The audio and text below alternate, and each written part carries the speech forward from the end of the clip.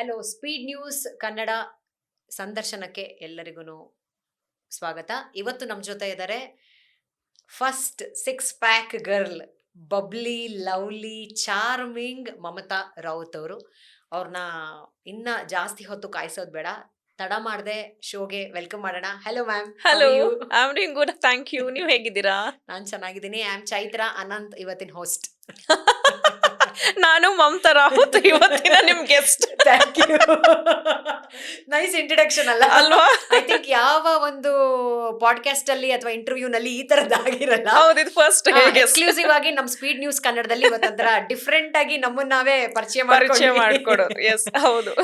But very nice and it's pleasure to have you ma'am same here ನಮ್ಮ ಸ್ಟುಡಿಯೋನಲ್ಲಿ. And ಸಾಕಷ್ಟು ಕೇಳ್ಪಟ್ಟಿದ್ದೀವಿ ನಿಮ್ಮ ಬಗ್ಗೆ, ಬಟ್ ಸ್ಟಿಲ್ ಇನ್ನಷ್ಟು ನಮ್ಮ ಜನಗಳಿಗೆ ಕುತೂಹಲಗಳಿರುತ್ತೆ.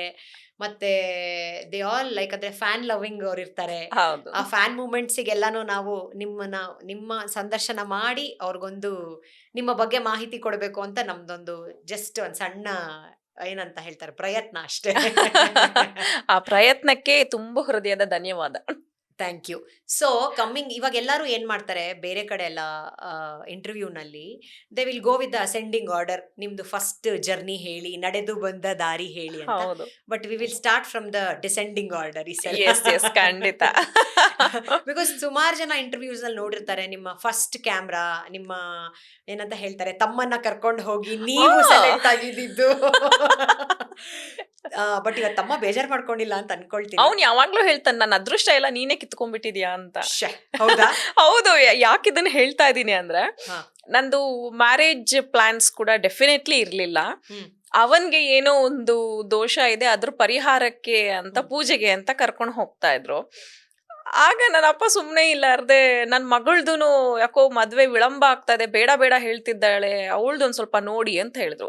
ಇಲ್ಲಿಂದ ಟ್ರಾವೆಲಿಂಗ್ ಶ್ರೀರಂಗಪಟ್ಟಣದ ತನಕ ಅದೊಂದು ಜರ್ನಿಯಲ್ಲಿ ನಿಮ್ಮ ಮಗಳಿಗೆ ಇದೊಂದಿದೆ ಪೂಜೆ, ಇದೊಂದು ಮಾಡಿಸ್ಬಿಡೋಣ ಅಂತ ಹೋಗಿದ್ದು. ಅವನ್ ಪೂಜೆಗೆ ಆಗಿದ್ದು ನನ್ನ ಪೂಜೆ. ಅಂದ್ರೆ ನಂದು ಸಹ ಸೇರಿಸಿ ಪೂಜೆ ಆದದ್ದು ಸಪ್ರೇಟ್ ಆಗಿ. ಅವನ್ಗೆ ಕಂದು ವಿವಾಹ ಮಾಡಿಸಿದ್ದು.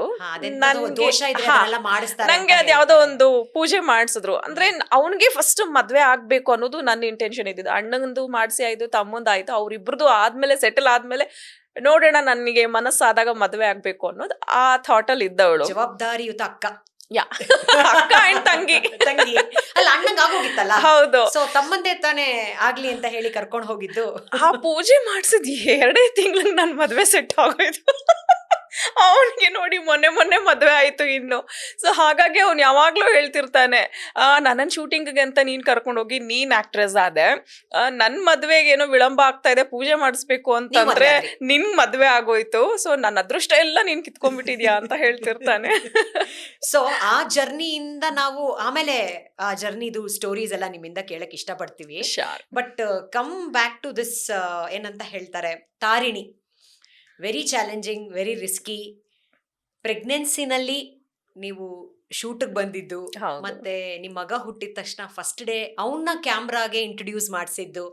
This is all risky, challenging. But ಕೆಲವ್ರು ಹೇಳ್ತಾರೆ very daring, dynamic lady Mamata Raut ಅವರು.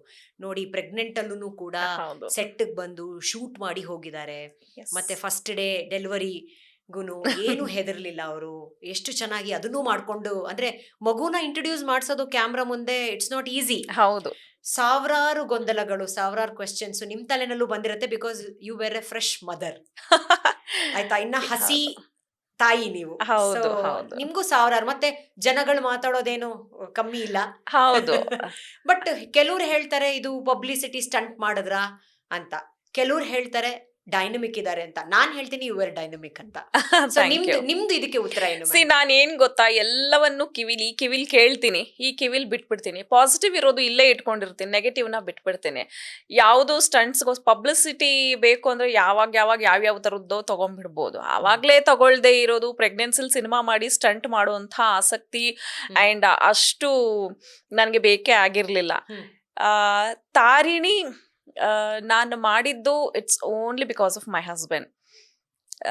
ಮದುವೆ ಆದಮೇಲೆ ಮನೇಲೆ ನೀನು ಕೂರಬಾರ್ದು, ಯು ಆರ್ ವೆರಿ ಟ್ಯಾಲೆಂಟೆಡ್, ನೀನು ಸಿನಿಮಾ ಮಾಡು, ಒಳ್ಳೆ ಅವಕಾಶಗಳು ಸಿಕ್ಕರೆ ಸಿನಿಮಾ ಮಾಡು, ಆತರ ಹೇಳ್ದಾಗ ಮದ್ವೆ ಆಯ್ತು ಇನ್ನೇನ್ ಯಾರು ಕೊಡ್ತಾರೆ ಅವಕಾಶ ಅಂತ ಅಂದೆ. ಯಾರು ಯಾಕೆ ಕೊಡ್ಬೇಕು ಅವಕಾಶ, ನೀನ್ ಸಿನಿಮಾ ಮಾಡ್ತೀಯಾ ಮಾಡು ಅಂತ ಅಂದ್ರು. ಬಂದಾಗ ಮಾಡು. ಬಟ್ ನಮ್ಮಲ್ಲಿ ಅವರ ಕರಾವಳಿಯ ಕಲ್ಚರ್ ಅಲ್ಲಿ ಸೀಮಂತಕ್ಕೆ ಏನಾದ್ರೂ ಒಂದು ಗಿಫ್ಟ್ ಕೊಡ್ಲಿಕ್ಕೆ ಇರ್ತದೆ. ಹೌದು. ಸೊ ಹಾಗಾಗಿ ಏನ್ ನಾನು ಬೇಕು, ಕರಾವಳಿದೋಳೆ, ಹಾಗಿದ್ರೆ ನಾನು ನಿಮ್ಗೆ ಉಡುಪಿದೋಳೆ. ಬಯಕೆಗೆ ಏನಾದ್ರೂ ಗಿಫ್ಟ್ ಕೊಡ್ತಾರಲ್ವಾ ಮತ್ತೆ ಅದ್ರಲ್ಲಿ ಗಂಡಂದು? ನಮ್ಮ ಚಿನ್ನ ಇಂಪಾರ್ಟೆಂಟ್ ನಮಗೆ. ಅಲ್ಲ, ಚಿನ್ನವೇ ಕೊಡ್ಬೇಕು. ನನ್ ಗಂಡನೇ ಚಿನ್ನ ನನ್ಗೆ. ಸೊ ಹಾಗಾಗಿ Wow. ತುಂಬಾ ಬೆಲೆ ಬಾಳೋ ಚಿನ್ನ ನನ್ನ ಹತ್ರ ಇದೆ. ಬಟ್ ಏನ್ ಬೇಕು ಅಂತ ಕೇಳಿದ್ರು, ಒಂದು ಮೆಮೊರೇಬಲ್ ಸಿನಿಮಾ ಮಾಡೋಣ, ಈ ಮೊಮೆಂಟ್ ಅಲ್ಲಿ ಸಿನಿಮಾ ಮಾಡೋಣ. Very ಅದು ವಿ ಕನ್ಫರ್ಮೇಶನ್ ದಿನಾನೇ ಬಂದಂತ ಥಾಟ್. ಅದು ಮಾಡ್ಬೇಕು. ಪ್ರೆಗ್ನೆನ್ಸಿ ಕನ್ಫರ್ಮೇಶನ್ ಬಂದಿದ್ದೀನಿ. ಕನ್ಫರ್ಮೇಶನ್ ಬಂದಿದ್ದ ದಿವಸ ನನ್ ಕನ್ಫರ್ಮೇಶನ್ ಅದು ದೊಡ್ಡ ಕನ್ಸೀವ್ ಆಗಿದ್ದ ದಿನ ಮುಡಿವ್ ಕಟ್ಟದ್ರ ಅಂತ. ಕನ್ಸೀವ್ ಆಗಿದ್ದು ನಂಗೆ ಅಷ್ಟು ಗೊತ್ತಾಗಿರ್ಲಿಲ್ಲ. ಬಿಕಾಸ್ ಆಫ್ ಕೆಲವೊಂದು ಹೆಣ್ಮಕ್ಳದು ಮದುವೆ ಆದ್ಮೇಲೆ ಒಂದು ಈ ಥೈರಾಯ್ಡ್ ಅಂತ ಬರೋದು, ಅದು ಬಂದಾಗ ನಿಮ್ಗೆ ಗೊತ್ತಲ್ವಾ, ಈ ಸೈಕ್ಲಿಂಗ್ ಅನ್ನೋದು ಒಂದ್ ಸ್ವಲ್ಪ ಡಿಲೇ ಆಗೋದು. ಸೊ ಹಾಗೆ ಅಂತ ಅನ್ಕೊಂಡಿದ್ದೆ. ಒಂದು 2.5 months ಆದ್ಮೇಲೆ ನನಗೆ ಗೊತ್ತಾಯಿತು ನಾನು ಕನ್ಸೀವ್ ಇದ್ದೀನಿ ಅಂತ. And that day it self doctor ಯಾವಾಗ ಕನ್ಫರ್ಮೇಶನ್ ಕೊಟ್ಟರು ಬೇಬಿ ಹೆಲ್ದಿ ಆಗಿದೆ ಅಂತ, ದೆನ್ ನಾವು ಇಬ್ರು ಕೂತು ಮಾತಾಡಿದ್ವಿ. ಇದನ್ನ ಇನ್ನೂ ಮೋರ್ ಸ್ಪೆಷಲ್ ಮಾಡ್ಕೋಬೇಕು, ಏನ್ ಮಾಡೋಣ ಅಂತಂದ್ರೆ ಅವರು ಒಂದಷ್ಟು WHO ನಲ್ಲಿ ವರ್ಕ್ ಮಾಡಿದ್ದು, ಹಾಗೆ ಈ ಥರದ್ದು ಭ್ರೂಣ ಹತ್ಯೆ ಬಗ್ಗೆ, ಅದರಲ್ಲೂ ಕೂಡ ಹೆಣ್ಣು ಭ್ರೂಣ ಹತ್ಯೆ ಮೇಲೆ ಸರ್ಕಾರದ ಪರವಾಗಿ ತುಂಬಾ ಕೆಲಸ ಮಾಡಿದ್ದಾರೆ. ಅವರು ಬಿಹೇವಿಯರಲ್ ಸೈಕ್ಯಾಟ್ರಿಸ್ಟ್ ಆಗಿ ಬಹಳಷ್ಟು ಸೆಮಿನಾರ್ಸ್ನ ಮಾಡಿದ್ರು, ಕಂಡಕ್ಟ್ ಮಾಡಿದ್ರು. ಇದನ್ನ ಹಾಗೇ ಹೇಳೋದಕ್ಕಿಂತ ಒಂದು ಸಿನಿಮಾದ ಮೂಲಕ ಏನಾದ್ರೂ ಒಂದು ಪುಟ್ಟ ಪ್ರಯತ್ನ ಮಾಡೋಣ ಅಂತ ಅನ್ಸ್ದಾಗ ನಾವು ಡೈರೆಕ್ಟರ್ ಸಿದ್ದು ಪೂರ್ಣಚಂದ್ರ ಸರ್ ಅವ್ರಿಗೆ ಆಗ ನಾನು ಪ್ರೆಗ್ನೆಂಟ್ ಇದ್ದೀನಿ ಅಂತ ಅವ್ರಿಗೆ ಹೇಳಿಲ್ಲ. ಸರ್ ಒಂದು ಪ್ರೆಗ್ನೆಂಟ್ ಲೇಡಿ ಮೇಲೆ ಕತೆ ಮಾಡಿ ಅಂತ ಹೇಳಿದ್ದು. ಅವ್ರೇನೋ ಒಂದು ಕತೆ ಮಾಡ್ಕೊಂಡು ಬಂದರು. ಅವರು ನನ್ನ ಹಸ್ಬೆಂಡ್ ಎಲ್ಲ ಕೂತು ಎಲ್ಲ ಓಕೆ ಆದಮೇಲೆ ನಾನು ಹೇಳಿದೆ, ಸರ್ ಇದು ರಿಯಲ್ ಪ್ರೆಗ್ನೆಂಟ್ ಮಾಡಿದ್ರೆ ಹೇಗಿರುತ್ತೆ ಮೇಡಮ್, ಅದು ಕಷ್ಟ ಆಗ್ಬೋದು. ನಾನೇ ಮಾಡ್ತಿದ್ದೀನಲ್ಲ ಸರ್ ಅಂತಂದೆ. ಮೇಡಮ್ ನೀವು ಪ್ರೆಗ್ನೆಂಟ್ ಆದ? ಹೌದು ಸರ್. ಆಗಲೇ ಅವ್ರಿಗೆ ಹೇಳಿದ್ದು. ಹೌದು. ಅದಾದ್ಮೇಲೆ ಮೇಡಮ್ ಯಾವಾಗ ಶೂಟ್ ಸ್ಟಾರ್ಟ್ ಮಾಡೋಣ ಅಂದ್ರೆ, ಆ ಕಾನ್ಸೆಪ್ಟ್ ಅಂದ್ರೆ ಒಂದು 6-7 ತಿಂಗಳದ ಗರ್ಭಿಣಿ ಆಗಿರ್ಬೇಕಂದ್ರೆ ಹೊಟ್ಟೆ ಕಾಣಿಸ್ಬೇಕು ರಿಯಲ್ ಆಗಿ, ಯಾವುದು ಪ್ಯಾಡಿಂಗ್ ಏನೂ ಹಾಕಿರ್ಲಿಲ್ಲ. 7th month ಅಲ್ಲಿ ಶೂಟಿಂಗ್ ಸ್ಟಾರ್ಟ್ ಮಾಡಿದ್ವಿ. Till delivery shooting till delivery ಆದ್ಮೇಲೆ 1 day ಶೂಟ್ ಮಾಡಿದ್ವಿ. 3ನೇ ದಿನಕ್ಕೆ ಸಿನಿಮಾದ ಡಬ್ಬಿಂಗ್ ಮಾಡಿದೆ. ಹಸಿ ಬಾಣಂತಿ ಅದು ಗೊತ್ತಲ್ವಾ, ಬಾಣಂತಂದ್ರೆ ಇಟ್ಕೊಂಡು ಪಾಪುನ್ನು ಕರ್ಕೊಂಡು ಹೋದೆ. ಲಿಟ್ರಲಿ ಸೆಲೆಬ್ರಿಟೀಸ್ ಯಾರು ಒಂದು ಒಳ್ಳೆ ಪಾಶ್ ಆಗಿ ಹೋಗೋದು ಅಥವಾ ಏನ್ ಹೋದ್ರು ಒಂದು ನೈಟ್ ಡ್ರೆಸ್ ಎಲ್ಲ ಹಾಕೊಂಡು ಡಬ್ಬಿಂಗ್ ಮಾಡಿರ್ಬಹುದು ಇಲ್ಲಿ ತನಕ. ಬಟ್ ನಾನು ಇನ್ನ ಸ್ಪೆಷಲ್ ನೈಟಿಯಲ್ಲೇ ಹೋಗ್ಬಿಟ್ಟಿದ್ದೆ. ಅಲ್ಲಿ ಇಲ್ಲೆಲ್ಲ ಹತ್ತಿ ಎಲ್ಲ ಇಟ್ಕೊಂಡು, ಸ್ಕಾರ್ಫ್ ಹಾಕೊಂಡು, ಸ್ವೆಟರ್ ಹಾಕೊಂಡು, ನೈಟಿಯಲ್ಲಿ ಕಾಲಿಗೆ ಸಾಕ್ಸ್ ಎಲ್ಲ ಹಾಕೊಂಡು ನೈಟಿಯಲ್ಲೇ ಹೋಗಿದ್ದೆ. ಬಟ್ ಇದು ಯಾಕೆ ಮಾಡಿದ್ವಿ ಅಂತಂದ್ರೆ, ನನ್ನ ಹಸ್ಬೆಂಡ್ ಯಾವಾಗ್ಲೂ ಹೇಳ್ತಿರ್ತಾರೆ, ಪ್ರೆಗ್ನೆನ್ಸಿ ಅನ್ನೋದು, ತಾಯ್ತನ ಅನ್ನೋದು ಒಂದು ರೋಗ ಅಲ್ಲ, ಅದು ಸೆಲೆಬ್ರೇಷನ್. ಅದು ನೀವು ಹೆಂಗಿರ್ತೀರಾ ನಾರ್ಮಲ್ ಆಗೇ ಇರುವಂತ ಒಂದು ಪ್ರಕ್ರಿಯೆ. ಪ್ರೆಗ್ನೆಂಟ್ ಆಗ್ಬಿಟ್ಟಿದೀವಿ ಅಂತ ತಿಂದು ಮಲ್ಗೋದು ಅದು ಅಲ್ಲ. ನೀವೇನೋ ಎಲ್ಲ ರೋಗ ಬಂದಾರಂಗ್ ಆಡ್ತಾರೆ ಇಲ್ಲಿ ಪ್ರಪಂಚದಲ್ಲಿ. ಡೆಲಿವರಿ ಅಂತಂದ್ರೆ ನೀವು ಹೆಂಗಿರ್ತೀರಾ ಅದೇ ಹಾಗೆ ಇರಬೇಕು. ನೀವೇನ್ ಕೆಲಸ ಮಾಡ್ತೀರಾ ಅದನ್ನೇ ಮಾಡ್ಬೇಕು. ವೆರಿ ನ್ಯಾಚುರಲ್ ಇರಬೇಕು. ಸೊ ಹಾಗಿದ್ರೇನೆ ನೀವು ಮತ್ತೆ ಮಗು ಎಲ್ಲ ಆರೋಗ್ಯವಾಗಿರೋದು. ಆ ಥರದ್ದೆಲ್ಲ ನನಗೆ ತುಂಬಾ ಪಾಸಿಟಿವ್ ಆಗಿ ತುಂಬಿ ಸೊ ನಾನು ಒಂದಿನಾನು ನನ್ನ ಬಾಣಂತನದಲ್ಲಾಗ್ಲಿ ನನ್ನ ಪ್ರೆಗ್ನೆನ್ಸಿಯಲ್ಲಾಗ್ಲಿ ಒಂದಿನಕ್ಕೂ ರೆಸ್ಟ್ ಮಾಡ್ದವಳಲ್ಲ. ಟಿಲ್ ನನಗೆ ಗೊತ್ತಿರೋ ಹಾಗೆ 9ನೇ ತಿಂಗಳಲ್ಲೂ ಕೂಡ ನಾನು 2-wheeler ಅಲ್ಲಿ KR ಮಾರ್ಕೆಟ್ಗೆ ಹೋಗಿ ಹೂವು, ಹಣ್ಣು, ತರಕಾರಿ ಎಲ್ಲವೂ ನಾನು ತಗೊಂಡ್ ಬರ್ತಾ ಇದ್ದೆ. ಆಗ್ತಾ ಇದ್ದ ಮ್ಯಾಮ್ ನಿಮ್ಗೆ ಅವಾಗ ಓಡ್ಸಕ್ಕೆ? ನಾನೇ ಓಡಿಸ್ತಾ ಇದ್ದೆ. ಸ್ವಲ್ಪ ಬಂದಿರುತ್ತೆ, ಹೊಟ್ಟೆ ಸ್ವಲ್ಪ ಏನೋ ನನ್ಗೆ ಆ ತರದ್ ಕಾಲು ಊತ ಆ ತರದೆಲ್ಲ ಸಿಂಪ್ಟಮ್ಸ್ ಏನು ಬರ್ಲಿಲ್ಲ. ಬಟ್ ಹೊಟ್ಟೆ ಅಂತೂ ಡೇ ಬೈ ಡೇ ದೊಡ್ಡದಾಯ್ತು. ಬೆಳಗ್ಗೆ ಶೂಟಿಂಗ್ ಮುಗಿಸ್ಕೊಂಡು ಸಂಜೆ ಬಂದದ್ದು, ರಾತ್ರಿ ಒಂದ್ ಸ್ವಲ್ಪ ಹೊಟ್ಟೆ ನೋವು ಶುರು ಆಯ್ತು. ಬೆಳಗ್ಗೆಗೆ ಡೆಲಿವರಿಗೆ ಹಾಸ್ಪಿಟಲ್ಗೆ ಹೋಗಿದ್ದು, ಮಧ್ಯಾಹ್ನಕ್ಕೆಲ್ಲ ನನ್ ಪಾಪು ಬಂದ್ಬಿಡ್ತು. ಬಟ್ ಅವಾಗ ಶೂಟಿಂಗು ಕೂಡ ಸ್ಕೆಡ್ಯೂಲ್ ಮಾಡ್ಕೊಂಡಿದ್ರೇನೋ ನೀವು? ಶೂಟಿಂಗ್ ಮುಗಿಸ್ಕೊಂಡು ನಾನ್ ಮನೆಗ್ ಬಂದಿದ್ದು. ಸೊ ನಂದು ಇನ್ನು 1 month ಲೇಟ್ ಇತ್ತು ಡೆಲಿವರಿ, ಬಟ್ 1 month ಅರ್ಲಿ ಆಯ್ತು. ಬಟ್ ಡಾಕ್ಟರೇ ಹೇಳಿದ್ರು, ಮಗು ಸ್ವಲ್ಪ ಸಣ್ಣ ಇದ್ದಾನೆ ಬಟ್ ತುಂಬಾ ಆಕ್ಟಿವ್ ಇದ್ದಾನೆ, ಇವನ್ನ ಹಿಡಿಯೋದು ಸ್ವಲ್ಪ ಕಷ್ಟ ಆಗ್ಬೋದು ಅಂತ. ಅದು ಮಗು ಹಿಂಗೆ ಹೇಳ್ತಾರೆ, ಮೂಮೆಂಟ್ಸ್ ಹಂಗಿತ್ತೇನೋ ಅವಾಗ?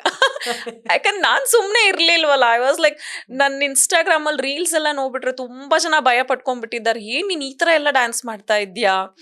ಈಗ ನಾವು ನೋಡಿದೀವಿ ಮ್ಯಾಮ್, ಅದಕ್ಕೆ ಕೇಳಿದ್ವಿ. ಅಂದ್ರೆ ಮನೆ ಡೆಕೋರೇಷನ್ ಆಗಿರ್ಲಿ, ನನ್ಗೆ ಈ ಸೆಟಪ್ ನೀವೇನ್ ಮಾಡಿದೀರಾ ಒಂದ್ 3-4 ತಿಂಗಳು ಇಟ್ಕೋತೀನಿ, ಮತ್ತೆ ಇದೇ ರೂಮ್ ನ ಬೇರೆ ತರ ಸೆಟಪ್ ಮಾಡ್ತೀನಿ. ನಂಗೆ ಆ ತರದ್ದು ತುಂಬಾ ಇಷ್ಟ, ಇರೋ ಮನೇನ ವಿಭಿನ್ನವಾಗಿ ಡೆಕೋರೇಟ್ ಮಾಡ್ಕೊಳ್ಳೋ ತರ. ಸೊ ಅಡ್ಗೆ ಮಾಡೋದಾಗ್ಲಿ ಈ ತರ ಅಂದ್ರೆ ನನ್ಗೆ ಫೋನಲ್ಲಿ ಕೂಡ ಹೇಳಿದ್ರಿ ಕುಕಿಂಗ್ ಇಸ್ ಮೈ ಪ್ಯಾಷನ್ ಅಂತ. Yes I love cooking. ನಿಮ್ಗೆ ಗೊತ್ತಿದೆ, ನಿಮ್ಮ ಉಡುಪಿ ಆಗಿರ್ಲಿ ಕರಾವಳಿಯ ಊಟಗಳು ಎಷ್ಟು ಡಿಫ್ರೆಂಟ್ ಆಗಿರುತ್ತೆ ಕಂಪೇರಿಟಿವ್ಲಿ ಹೌದು. ಬೇರೆ ಪ್ರಾಂತ್ಯಗಳಿಗೆ. ಪ್ರಾಂತ್ಯಗಳಿಗೆ. ಅದು ಎಲ್ಲವೂ ಕೂಡ ನನ್ನ ಹಸ್ಬೆಂಡ್ ಹೇಳ್ತಿರ್ತಾರೆ, ಮ್ಯಾಂಗ್ಳೂರಿಯನ್ಕಿನ ತುಂಬಾ ಚೆನ್ನಾಗಿ ಮಾಡಿದ್ಯಾ ನೀನು, ಫುಡ್ ತುಂಬಾ ಟೇಸ್ಟಿ ಆಗಿದೆ ಅಂತ. ಸೊ ಅದೊಂಥರ ಖುಷಿ. ನಿಮ್ಮ ಕೈನಲ್ಲಿ ಆ ಅನ್ನಪೂರ್ಣೇಶ್ವರಿ ಇದ್ದಾಳ ಅಂತ. ಸೊ ಹಾಗಾಗಿ ನೀವು ಮಾಡಿದ್ದೆಲ್ಲ ರುಚಿಯಾಗಿ. ಎಸ್, ನನ್ನ ಹಸ್ಬೆಂಡ್ ಹೇಳ್ತಾರೆ ತುಂಬಾ ಟೇಸ್ಟ್ ಆಗಿದೆ ಅಂತ. ಅದೊಂಥರ ಖುಷಿ ನನ್ಗೆ.